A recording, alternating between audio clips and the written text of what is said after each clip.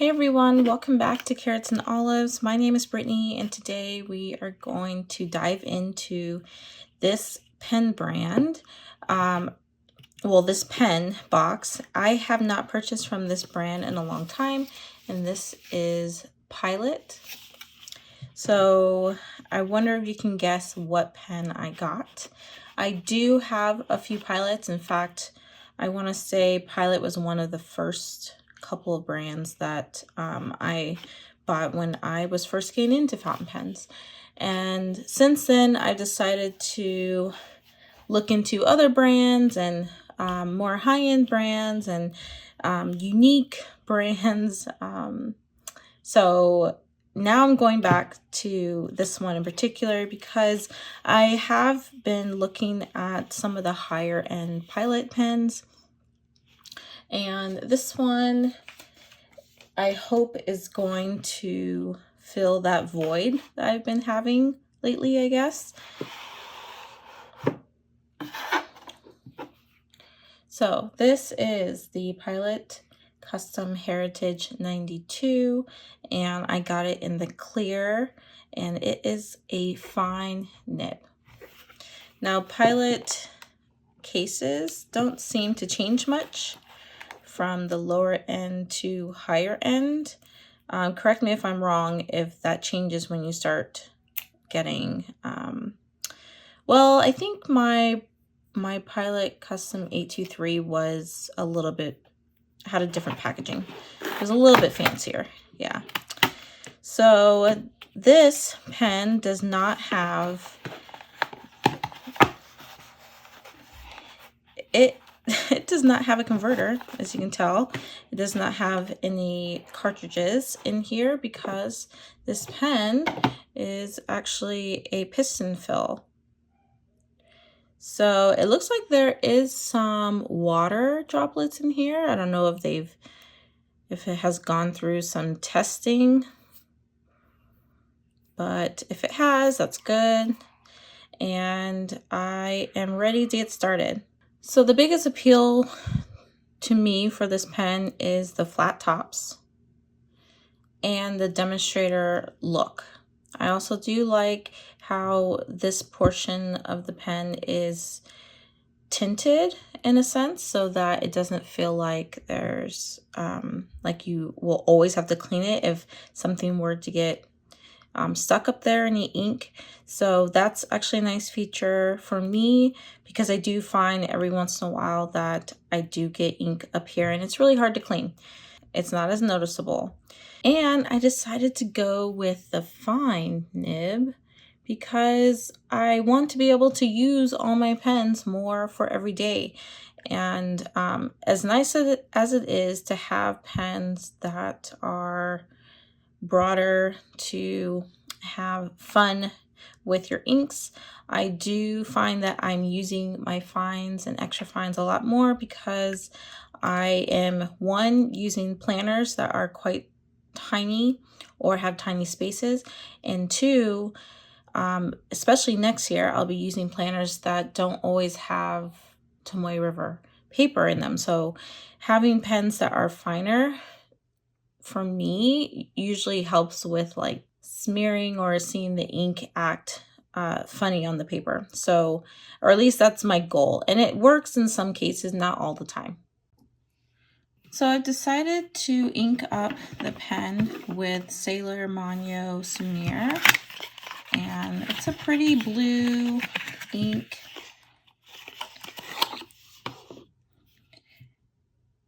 And you know me, I love my blue inks.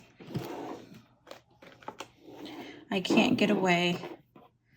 So let's ink it up.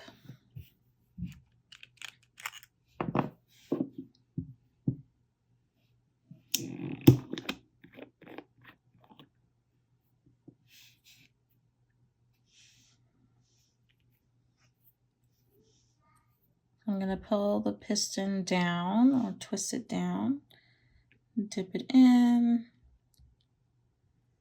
and twist back up.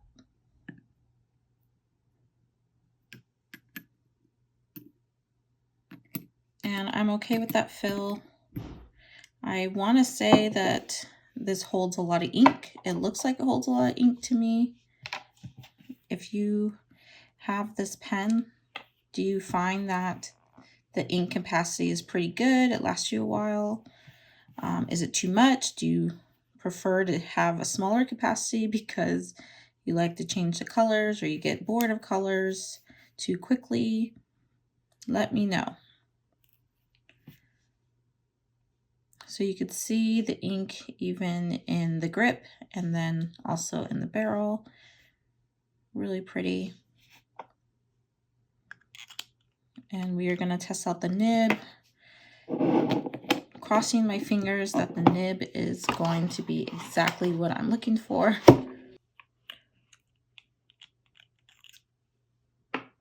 So the pen does post, and it's very lightweight. Like, this actually fits really well in my hand. It posts semi-deeply, I want to say. All right, so, ooh, nice, nice, nice.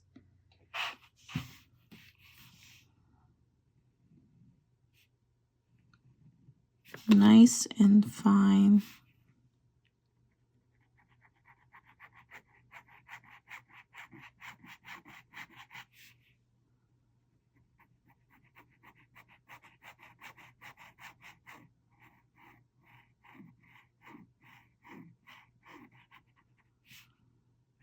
I was trying to decide if I would go with the fine or extra fine, but knowing that this is an Eastern pen company, their pen nibs are a lot finer overall, so I thought I would just try the fine again, or stick with the fine for now.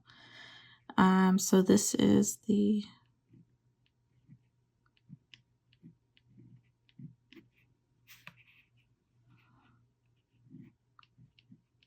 Pilot Custom Heritage 92 clear.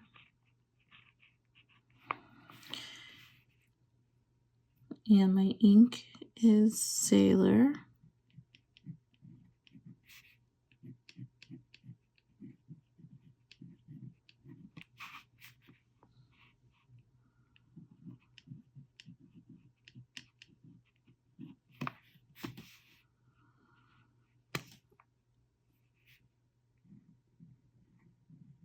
I find that there's a little bit of feedback, but not nearly as much as you would get with a Sailor.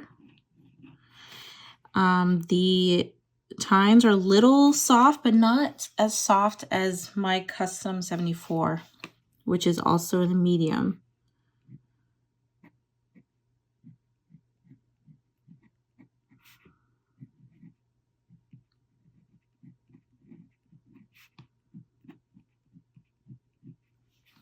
But I do like it because as much as I do like gold nibs and them being soft, I also like steel nibs that are fine because sometimes I do put pressure and I don't like the change in the width of my letters when I'm writing small. It's okay when I'm writing big, but overall I kind of like everything to be the same width, and I feel like there's a time and a place for fancy writing when it changes, and so this is really nice and it's exactly what I was looking for. I like the fact that the nib is not overly smooth. I can still control it. It's small enough to write small.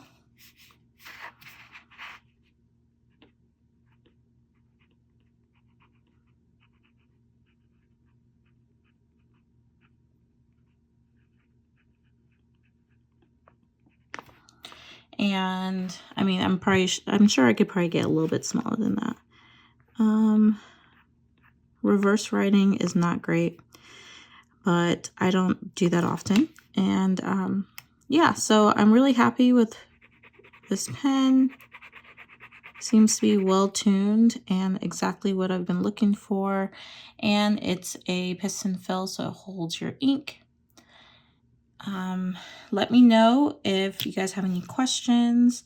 How many of you actually own one of these pens? I know I'm kind of late to the game to grab a Pilot Custom Heritage 92.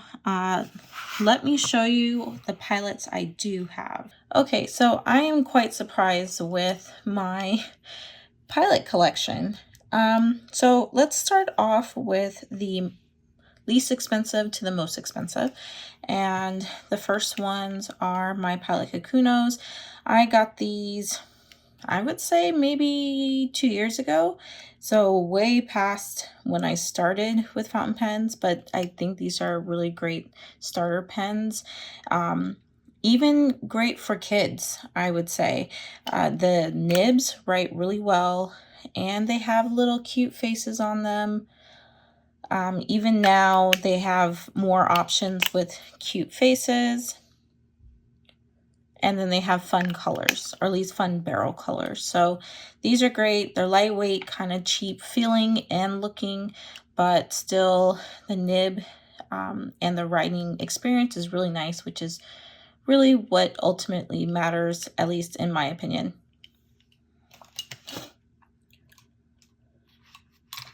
Okay, so next are the Pilot Metropolitans. And actually, this probably would have gone first before the Pilot Kakunos, because when I first got into fountain pens, these weren't as expensive as they are now. So they had a price increase, and now they're quite pricey. But I got these three. The first two colors I purchased first, and then I got the black one at a random Amazon sale, at one of those like box store Amazon sales. But anyway, so these write just as nice. They don't have the fun little images on the nibs, but they have a very nice writing experience, and they feel a lot more substantial in the hand because of their metal body. So they have a little bit more weight than what you would get from a Pilot Kakuno, and they are more business style to me, so definitely can fit in a business setting, especially this black one. And yeah, they're great writers as well. Okay, next in line is this one, which is a Pilot Prera. The clear bodies run a little bit more higher than the opaque bodies, but they are still great writers. They are more of a pocket pen, definitely a smaller size than the last two. And they're really cute. Again, these three all have steel nibs, but they write really nice. The fines are really fine. The extra fines are super extra fine. And I haven't mentioned this until now, but the caps are all push caps. So they're easy to take off and put on, and easy pens for jotting down notes. Okay, so next in line, I would say, is this one. And this is the E95S. I got this closer to the beginning of my fountain pen journey, and it is a pocket pen as well, or considered a pocket pen. Very similar in size to the Prera, but it's more old school because it has this nib that reminds you of, I forgot what decade, but is it like Art Deco? Is that right? I could be completely wrong, but you know, one of those old, back in the times type of pen. I wouldn't say old. And this nib is really fancy. I really like the design. It was one of the more unique fountain pens in my collection at the time. And now I don't write with it so much because the nib, I've discovered, is just too smooth. It's almost like baby's bottom smooth. So it's hard for me to sell, but I would say if you can get the nib to be as perfect as majority of the Pilot nibs, then this is definitely a great option. I love how it can post, and it posts to be nearly a regular size fountain pen, like such. And I love this color combination. It's just so classy to me. It's very lightweight. I would say the Pilot Prera is slightly heavier than this one. I would say the look could be deceiving because of the gold accents, but it's very lightweight. Then let's get into, this may be a little tricky. We have my Pilot Decimo, and I first got the Pilot Vanishing Point in black, matte black. This was like, I think, my very first expensive purchase of a fountain pen. I was so excited to get this pen, and I was telling all my friends at work about it, and just how like fancy it was and sleek and everything.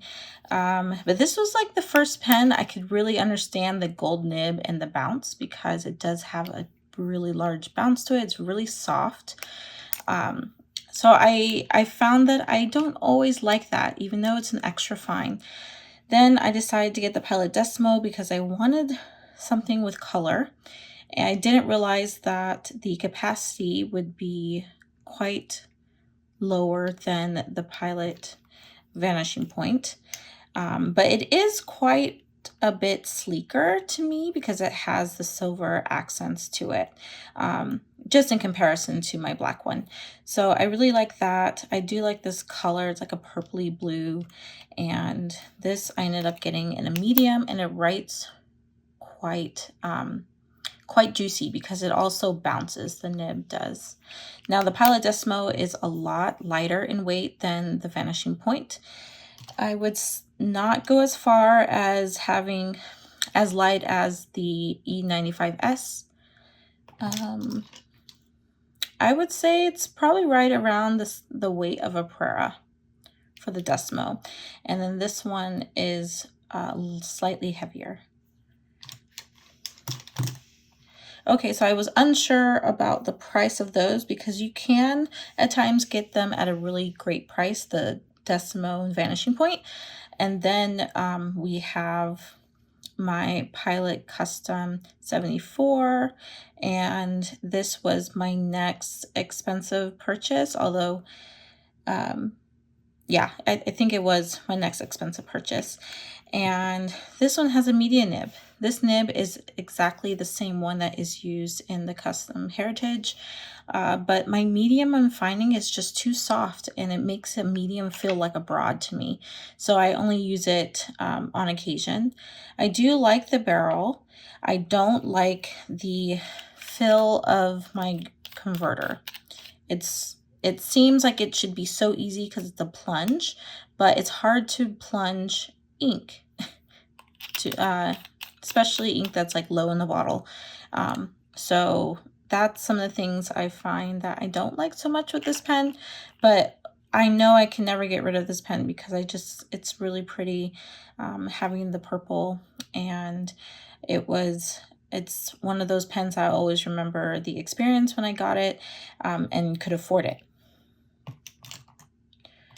Now, I probably should have talked about this one first before that last one, but this is the Pilot Falcon, and I got this closer to beginning of my fountain pen journey at a good price, and I got it because of a YouTuber who would always journal with it, and that was Ali. I can't remember her last name, but I think you guys know she used to do a lot of journaling videos, and she's just now coming back, but she does various other videos as well. And this has the Pilot nib, which was my very first flex nib. And although they don't call it like a super flexy nib, it still has line width variation. It's pretty interesting looking because it has those humps on it.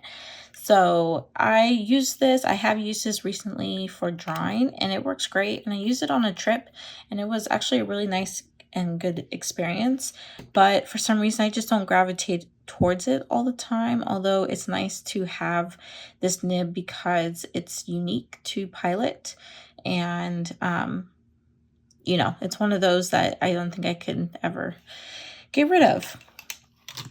Okay, so then we get into my Pilot Custom, which we just talked about and inked up. And then if I want to do just a little bit of comparison in size, we can look at the Falcon, which almost seems to be exactly the same size, maybe slightly taller by a couple millimeters. And then the Custom 74. I think if the Custom 74 wasn't rounded at top, it would be the same size as the Heritage. And then last but not least is my most expensive Pilot, and that is of course the 823, which is the one I got back in 2021.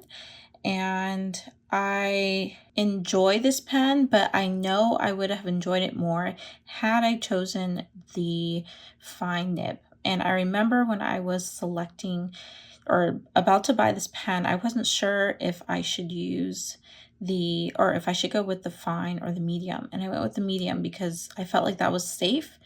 And I was thinking, oh, well, Pilot has usually smaller nibs, but if I only thought about this one, then I should have really thought through that a little bit more, because I'm not a huge fan of how thick this medium nib is, and this gives me the same feeling.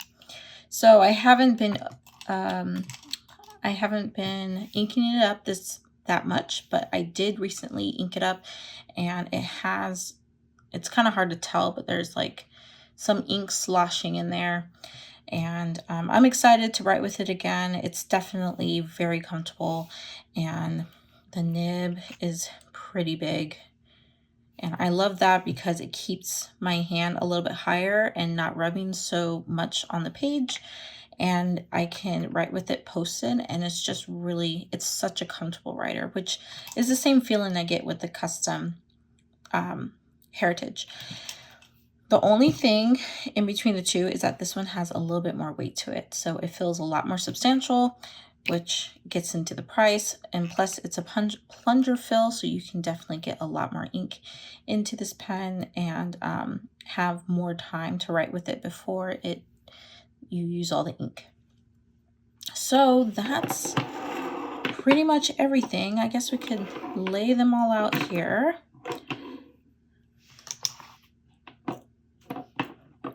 I'm not quite sure what the Pilot Falcon is running these days, but yeah, so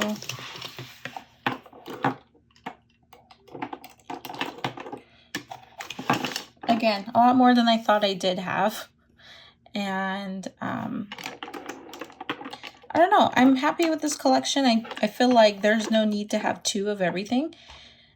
Like I have two of some of them, so maybe I might consider selling some of the ones I have duplicates of, but other than that, I'm interested to know, what does your Pilot collection look like? Because I feel like everyone has at least tried a Pilot fountain pen before, if not have at least a couple in their pen cases. So I'm interested to see what Pilot fountain pens you have. And if you have any questions about this video, let me know in the comments. Thank you for watching. I will catch you in the next one. Bye.